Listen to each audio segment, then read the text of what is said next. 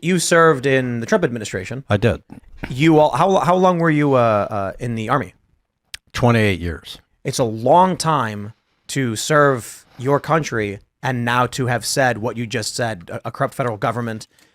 I don't even know what the right question is. How does that feel? Like, what's your frame of mind? So, how I feel, I try to capture it in some of the, this book behind me is in first person. And the big dilemma that I see for how I feel and what I capture with Garrett Sinclair in the Phalanx Code is that is everything that I have done, that Garrett Sinclair fictionally has done, losing people in combat, is it worth it? Was it worth it? After the Afghanistan folly that went, when everybody was on vacation, that 3 Augusts ago, and all of that unraveled so quickly. I had soldiers calling me that had served with me, crying, saying, "Sir, was this all in vain?" They broke a generation. This administration broke a generation of soldiers, 20 years of soldiers, rotating in and out of Afghanistan, believing that they're doing the duty that was asked of them to preserve and protect our nation.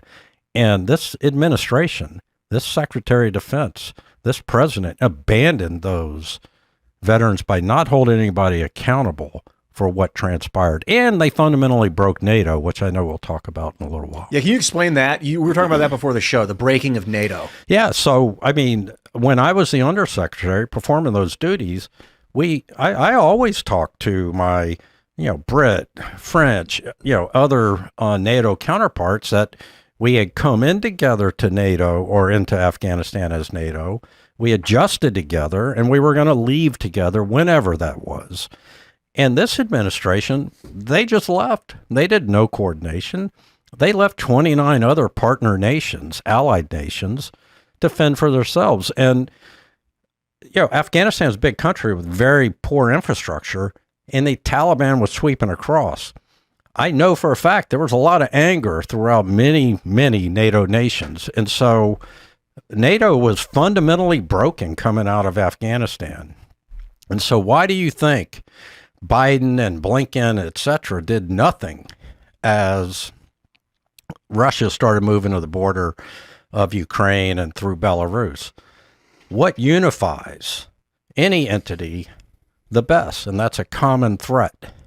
And so in the wake of breaking NATO, they saw an opportunity, political craven opportunity, to do nothing. There was no engagement. There was no conversation. Russia just moved to the border. There was no, summit, try to intervene or stop it, because it brought NATO together with a common enemy. And then think about what happened at the very beginning of that war. Biden and Blinken offer Zelensky a ride out because their intelligence was so bad as it was in Afghanistan. And Zelensky said, "I don't need a ride out. I need ammo, man." And so think about that headline, though, if that had been Trump. It would have been, Trump offers to Putin to decapitate the Ukrainian government on the eve of invasion. Instead, these information operatives in the corporate media just let it go.